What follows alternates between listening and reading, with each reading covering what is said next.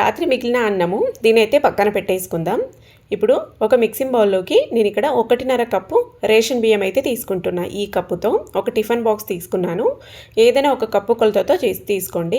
అందులోకి నీళ్లు వేసేసుకొని ఇలా చెయ్యాడించుకుంటూ బాగా కడుక్కోవాలి. రేషన్ బియ్యం కాబట్టి కొంచెం డస్ట్ లాంటిది ఎక్కువ ఉంటుంది.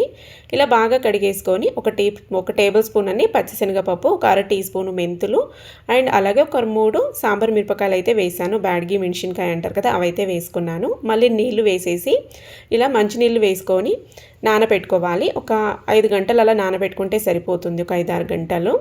ఇప్పుడు దీనైతే పక్కన పెట్టేద్దాం. ఒక 5 గంటల తర్వాత చూద్దాము. 5 గంటల కల్లా చూడండి ఇలాగా బాగా చక్కగా నానిపోయి ఉంటాయి. నేను ఇక్కడ మీకు ఒక కప్పు చూపించాను కదా బియ్యం కొలుచుకోవడానికి, ఆ కప్పుతో అయితే 2 కప్పుల అన్నాన్ని తీసుకున్నాను. అండ్ మిక్సీ జార్ వచ్చేసి నేను ఇందులో కారం పొడి మిక్సీ పట్టానండి, పల్లీల మసాలా పొడి. మరి దీనికి మళ్ళీ మీరు ఏమేమో బ్యాడ్ కామెంట్స్ అయితే పెట్టొద్దు.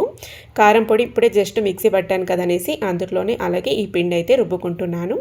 అండ్ మనం నానబెట్టుకున్న బియ్యము కొంచెం మనం కొలిచి పెట్టుకున్న అన్నంని వేసుకొని ఇలా స్మూత్గా మిక్సీ పట్టుకోవాలి. కన్సిస్టెన్సీ చూసుకొని వేసుకోండి, నీళ్ళు మరి ఎక్కువ వేసుకోవద్దు. చూసారు కదా, ఇలా బాగా స్మూత్గా మిక్సీ పట్టుకొని ఒక మిక్సింగ్ బౌల్లోకి అయితే వేసుకుందాం. పెరుగు, ఈనో, సోడా ఇలాంటివి ఏవి అవసరం లేకుండా హెల్దీ ప్రాసెస్లో మనం ఇలాగా అన్నం మిగిలిపోయినప్పుడు దోశలు అయితే చేసుకోవచ్చు. మనకి పప్పులు కూడా అవసరం లేదండి, ఎలాంటి పప్పులు అవసరం లేదు. నైట్ అంతా పిండిని పులియడానికి పెట్టేశాను. పిండి మనం పప్పులు వేయలేదు కాబట్టి ఎక్కువ పొంగి రాదు, అలా ఎక్స్పెక్టేషన్స్ ఏం పెట్టుకోవద్దు. మనకి పిండి అనేది లైట్గా పులిసినట్టు ఉంటుంది. ఇలా ఫర్మెంట్కి పెట్టడం వల్ల సోడా, ఈనో, పెరుగు ఇలాంటివి ఏవి అవసరం లేవు.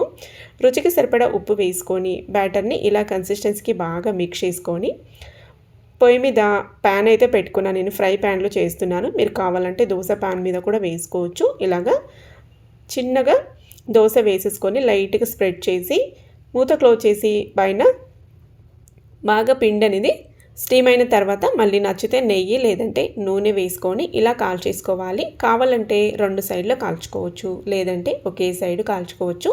చాలా బాగా టేస్టీగా అయితే వస్తాయండి. చూసారు కదా, పిండి మనం పప్పులు వేసి చేస్తే దోశలు ఎలాగుంటాయో అలాగే బాగా చక్కగా కన్నలుగా అయితే ఈ దోశలు వచ్చాయి. చూడండి, ఇలా అన్నీ ఇదే విధంగా ప్రిపేర్ చేసుకున్నామంటే సరిపోతుంది. మీకు ఈ ఫుల్ వీడియో డీటెయిల్గా కావాలి అని అనుకుంటే కనుక స్క్రీన్ పైన నేనైతే ఆ వీడియోని పోస్ట్ చేస్తాను. అంటే వీడియో పైన స్క్రీన్ పైన ప్లే బటన్ ఉంటుంది కదా, నా ఛానల్ లోగో కింద, అది క్లిక్ చేస్తారంటే ఓపెన్ అవుతుంది. నెక్స్ట్ మళ్ళీ ఒక రెసిపీతో కలుద్దాం. బాయ్.